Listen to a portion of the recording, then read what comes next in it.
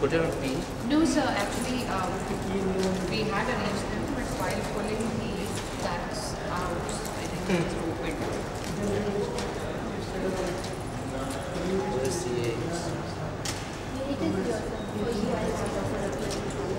So let's start with the first week. Maybe after we meet, we will go to Lalit and have a look there. तो मेरा जितना जल्दी हो सकता है State and then agenda. Pragati Maidan is not available. There is an international exhibition during that time. All right. Yes, ma'am. Did you manage to get? Actually, I can't find P and B here. Yeah, there is P over there. Either B or B. There's some.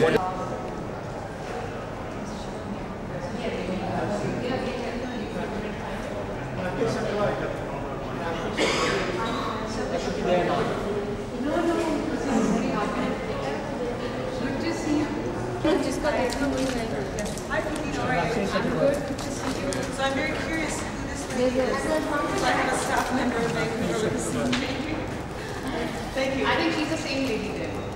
She's not here. Have you found the name tag? Do you need to get R? Oh, Catherine? Yeah. No, someone right here. Anita George. G. CDPQ. Vicky, which name? There is a train. Yeah, I got you. What is the ticket? Just give me Anita George is in my hand. Yeah, Out of the jungle of flying audio. Hi. Thank you very much. Excuse me. Okay, I'll check.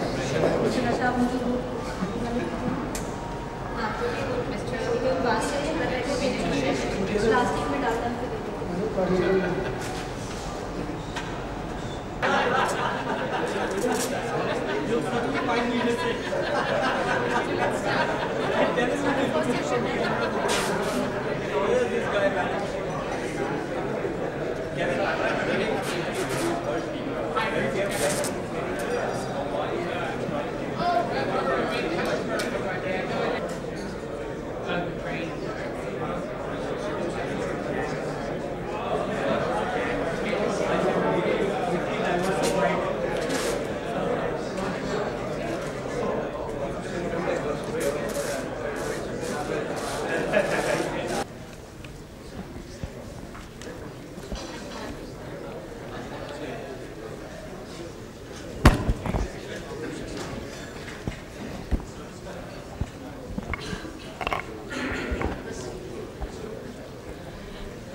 Good morning and a very warm welcome to all of you to the 2016 Annual National Convention of the Indo-Canadian Business Chamber.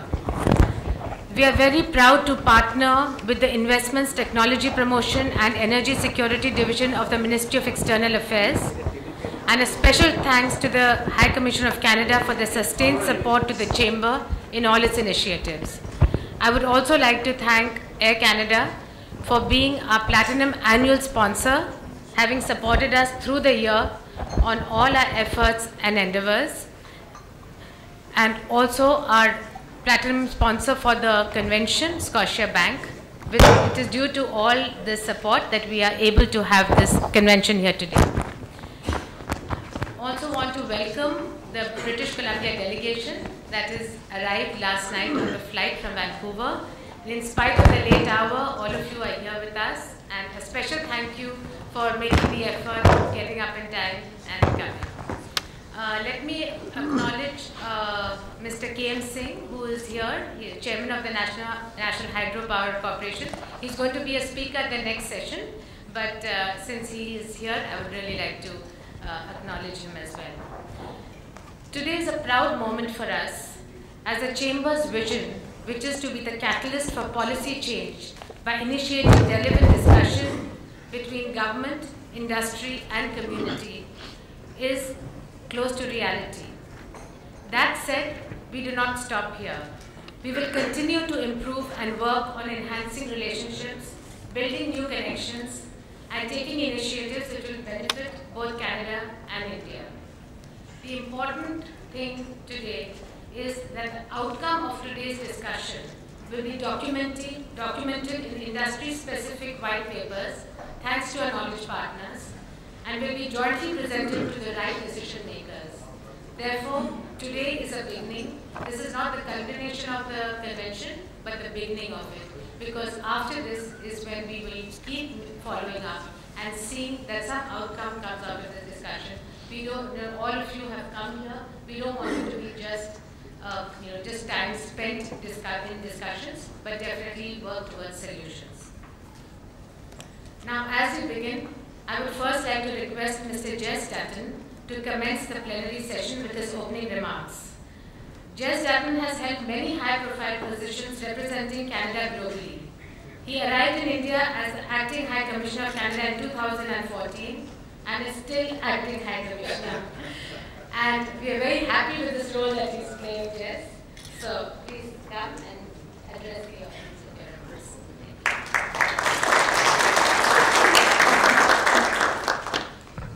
Thank you. I liked your introduction last time. But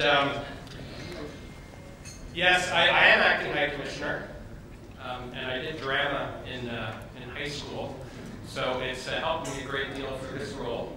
Of course, our High Commissioner has sadly had to return to Ottawa for a few weeks, but I know that his heart is certainly here with us for this momentous occasion. And of course, I'm thrilled to be here with all of you and with such a distinguished group of panelists here today. And, you know, this is a big weekend for Canada, not only with this event organized here today, but we have a minister from the BC government, Minister of Finance visiting, and of course somehow ICBC arranged for Air Canada to coincide the arrival of its Vancouver flight with this event, so I think it really shows the clout that ICBC has with Canadian companies active in India. And of course, I'm thrilled to see that ICBC is partnering with the MEA, Ministry of External Affairs, for this event. And I think that's an important symbol as to the importance that the Indian government places on its relationship with Canada. And to see my friend Manu Mahawar, Joint Secretary for the Americas here today, is just great because he's a very, very busy guy. So you know if he's here giving remarks, this is an important event. And of course, Manu is responsible for 2 countries. I think one of the only individuals in the MEA responsible for 2 countries. The other one is our neighbor to the south, and he assures me every time we meet that Canada is always his top priority. So we hold him to that on days like today. And I'd just like to recognize members of our High Commission team, Pan-India team that are here today. We have Brian Parrott, our Minister of Commercial, who I think everyone knows. Bob McCubbing is here. We have Lindsay Margineau, who just started, and of course a special welcome to our new Consul General in Bangalore, Jennifer Dobney, who is right there as well, who just arrived in India, I guess it was last August. So, and you know, ICBC is a great partner for Canada. All of you that are engaged in the India-Canada relationship make our job easy. And the life of a Canadian diplomat in India is actually not as hard as you would think, because Canada has a great reputation here in India, and of course India and Canada have been long-standing friends with historical ties dating back decades. And of course there was no more important symbol of that than the historic visit of Prime Minister Modi to Canada last year, to 3 cities, where he and our previous Prime Minister elevated the relationship to a strategic partnership. So that means that it's something that is important to both of our governments, and it's really up to all of us here to define what that strategic partnership means. Part of it is the commercial side of things, and there's a good news story. Our numbers have two-way trade, double-digit growth from 2014 to 2015. It's now $8.2 billion, but I know we can do better there. India used to complain to Canada about the lack of investment in the country. In 2014, two-way investment was about $5 billion, heavily favored on the Indian side, about $3.9 billion, and the rest for us. Well, that's changed as well. It's really great to see a number of institutional investors, pension funds, now active in the Indian market. And last year, we had $15 billion of Canadian investment in India, which is a staggering figure and a huge jump over the 1.9 from the year before. And of course, Canada's largest, one of Canada's largest pension funds, CDPQ, from my home province, just invested 1,000 crore in TBS Logistics Service Limited. And there's more to come. And of course, so we have a dynamic business and investment relationship. India and Canada also view global issues in the same way. We are collaborating more and more on issues like climate change. India and Canada were key players in a recent agreement in Kigali to control hydrofluorocarbons. Sorry, that's a word I always have problems with. To reach an agreement to ensure that they're phased out by halfway through the century, and expanding on work that was done in the Montreal Protocol. Of course, that builds upon work that both of our countries did as leaders in securing a deal in Paris last year to fight climate change. And but India beat Canada by a few days in ratifying the deal. So that's something we were really encouraged by. And of course, we have strong people-to-people ties, which is probably the greatest strength in our relationship. Not only do we have an active and vibrant Indian diaspora community, about 1.2 billion people across the country that contribute to all facets of Canadian life, but we have more and more Indians visiting Canada every year. In fact, every year, we're breaking new records. So we have more Indian students studying in Canada, more people going to visit families, and of course, more people going to do business, which is great for all of us. We have growing and dynamic bilateral architecture in terms of our relationship, and that's a nice diplomatic word. I think Manu is the only one that understands what that means. But what that does mean is that we have dialogues at the ministerial level, at the official level, across a range of different issues, from foreign policy, trade and investment, finance, and security and counterterrorism, and the list goes on. And in fact, over the past month, we've had two dialogues. One is an energy dialogue. Our Minister of Natural Resources was here in India to engage with his counterparts. And of course, India's Commerce Minister was recently in Toronto for the trade and investment dialogue. Great results coming from both of those dialogues. So in both of those areas, I think we have a pretty strong path forward. And of course, Canadian companies, many of you, have what India needs. And I think, Prime Minister Modi, if I can quote him, said that Canada and India are made for each other. So whether you look at Clean India, Digital India, Make in India, Canada has the expertise, the know-how, the technology, and the resources to help India advance many of its development needs. So here we are today, and I look at the agenda, and I'm incredibly impressed by the panel that we have this morning, the plenary, and of course, the group of companies and individuals that are speaking throughout the day on a range of different topics. I think nothing tells me more about how strong this relationship is than when you see such dynamic companies and individuals engaged in the Indian market and advancing the India-Canada relationship. So I'm going to close on the fact that it's been really busy. I'm a little tired. I got home about 3 a.m. last night after meeting the Air Canada flight, and I was so excited that I don't think I slept until about 5. I had to open a bottle of champagne myself because they didn't have it at the gate. Yeah. So, it's going to be a busy day.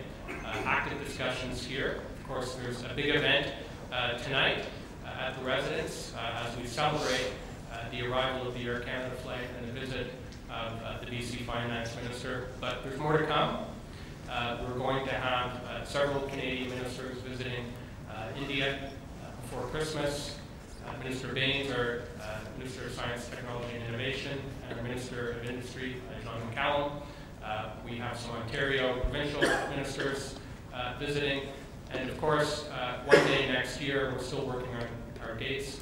Our Prime Minister will come to India, and that will be a big event for all of us. So in closing, I'd like to wish all of you a productive day. I know Nadir is going to hold you to developments and a path forward. And I look forward to seeing everyone this evening at the celebration. Thank you very much.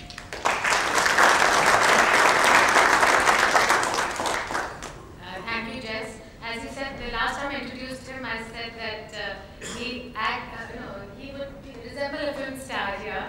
And a lot of people have asked him for autographs,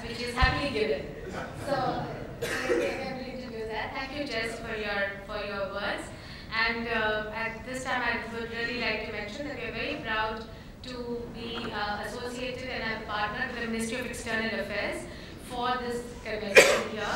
And very grateful to Mr. Manu Mahavar. As Jess said, he is an extremely busy person, but thank you for making the time on a Saturday for coming here and being with us. And also I'd like to mention Priya Nair, who is in the Department of ICP and DS. She has been a real help and support throughout in putting this whole thing together. So Mr. Manu Mahavar, Joint Secretary, Americas Division, Ministry of External Affairs, Government of India.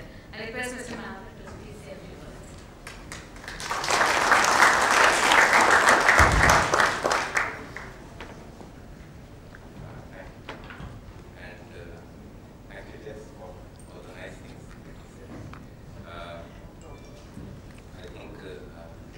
My job very simple. I can simply and all the things you said. There's so much convergence in our approaches in the way we are engaging with Canada today. And if you hear the same again and again, what Jess has already mentioned, please excuse me. But it gives me great pleasure to welcome all of you to this convention being organized by Indo-Canadian Business Chamber with the support of Ministry of External Affairs.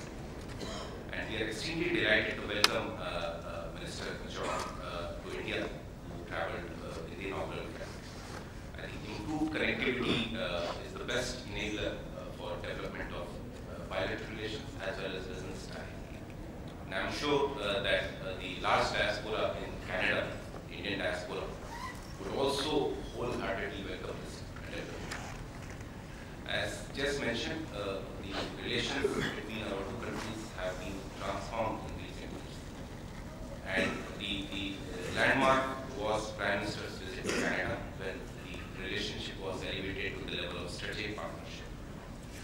During his trip, Prime Minister mentioned that Canada is a key partner in every area of India's national development priority. And this positive momentum in the relationship has been sustained after the assumption of office of the new government in Canada. And this shows the bipartisan support for the relationship. Our leaders, Prime Minister Modi and Prime Minister Trudeau, have been meeting on the margins of various summits. We've had a series of ministerial exchanges. Only last month, our Finance Minister and Commerce Minister were in Canada. Mr. Chong is here to take forward that process. And we, of course, look forward to receiving the more ministerial delegations in the coming months from Canada. And, of course, Prime Minister Trudeau himself next year. So this high-level interaction has also yielded concrete results. Trade has witnessed a significant jump, close to 30% jump last year. There is increased investment flow. We are receiving supplies of uranium that shows that there is comfort between the two countries to deal even in strategic areas. I think all of you must be familiar with Prime Minister Modi's vision of transforming India. Rather than being satisfied with the incremental progress, he would like India to make rapid strides on the path of development. And this is reflected in various flagship programs of the government, whether it's Make in India, Digital India, Skill India, Swachh Bharat, etc. We consider Canada to be a natural and priority partner for all these initiatives. We see a natural complementarity between Canada's capabilities and our requirements in all these areas. With British Columbia, we have a special relationship, and this engagement mirrors the overall relationship with Canada. We deeply appreciate Premier Clark's leadership and thank her for taking a personal interest in developing this relationship, as evident during her trade missions to India. We have made large investments. Indian Oil Corporation has made a large investment in British Columbia in LNG sector, and we see a lot of investment from British Columbia into India. We, of course, welcome the launch of Masala Bond, and I would be remiss in not acknowledging Mr. Chong's personal involvement and role in this. India is committed to pursuing a green path to growth that would treat the transition to a low-carbon economy as an economic opportunity. And naturally, we welcome invite investors, developers, manufacturers to benefit from the size of renewable energy market. We also see huge potential for cooperation in sectors such as infrastructure, skill development, agri-food. I think there are significant opportunities for companies specializing in smart solutions for public sector delivery, public service delivery, city infrastructure, smart and energy efficient construction, treatment of water and urban waste. We hope that the Canadian investors would tap the Indian market potential, and we in the Ministry of External Affairs and the rest of the Government of India are ready to work with our Canadian partners in all these areas. So I'm quite confident that in your deliberations today, you would explore all these possibilities and identify a way to move forward. I wish you all success in your deliberations. Thank you.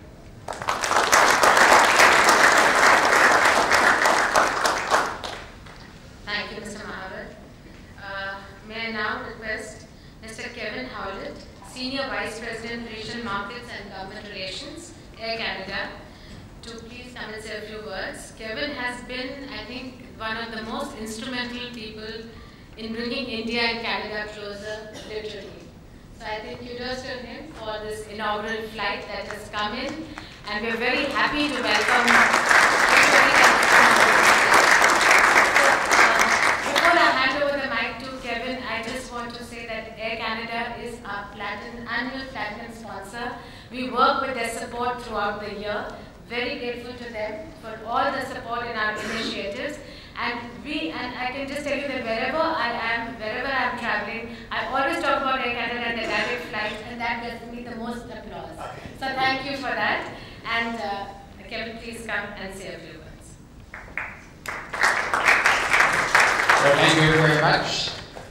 I think this morning, after spending 14 hours coming into Delhi last night and getting a few hours sleep, but trying to get adjusted here to the time zones. But clearly, let me say on behalf of everyone here in Canada how happy we are to have been capable of being able to launch our first non-stop flight last evening from Vancouver to Delhi. I think it holds true to a number of significant opportunities, not only for the province of British Columbia and Canada, but equally here in Delhi and India as a whole.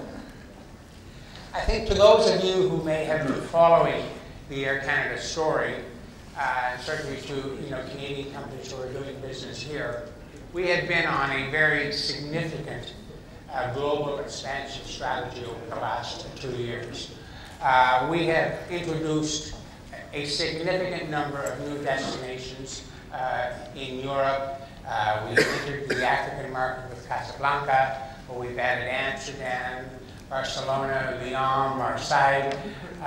We've opened Brisbane as well. And there was always one blank spot on it, and that was India.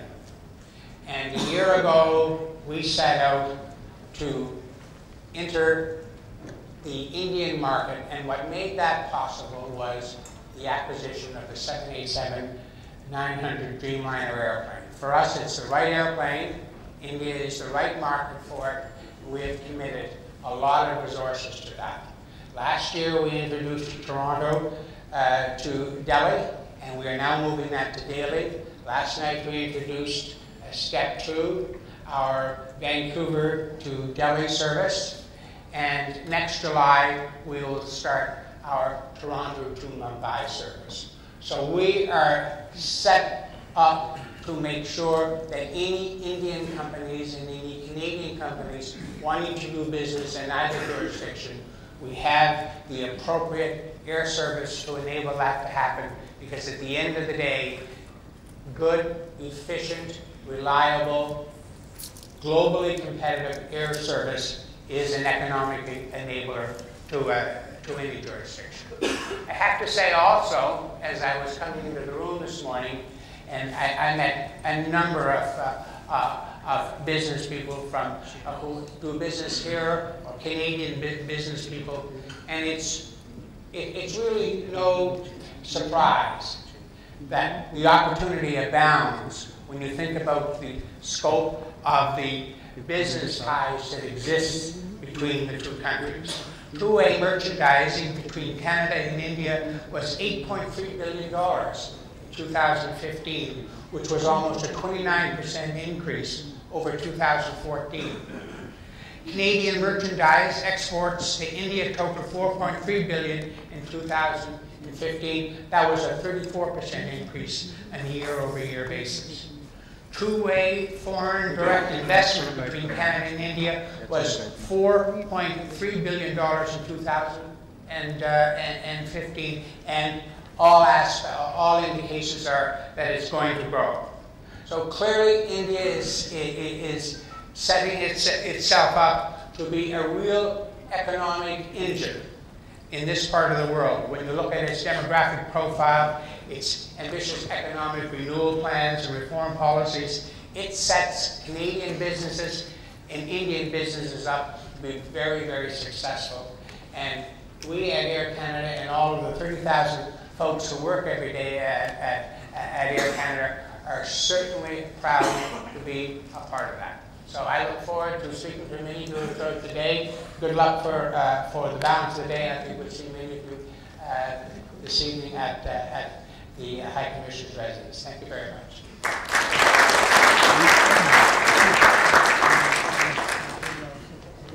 Thank you, Kevin. You know what Jess had said earlier, that ICBC may be having a very good relationship with Air Canada. The very fact that the flight arrived on the day of our convention. So I did try my best. Initially, I asked Arun Pandya, when we were just thinking of it, who heads Air Canada for India, could we have the flight on arriving on the Monday so that we could have the convention on Monday? And Arun said, you can't expect me to get the flight delayed because of the convention. So I think we had to, just a little bit of compromise. So instead of the Monday, we had the convention today. But also I must acknowledge Arun for his unstinting efforts in trying to get this flight together. And today is a culmination of all the efforts, and that we have managed to get the direct flight Vancouver today. I would now like to invite Mr. Colin Hanson here to the stage. And I cannot really introduce Colin because if I recount the prestigious positions that he has held over the years, then Ron Basu, who's supposed to time the sessions, will probably give up because I'm going to be here for the next couple of hours. All I can say is that he has been Minister for Health, for Finance, for Economic Development for British Columbia, and we are very proud and privileged to have him here with us and to hear what he has to say.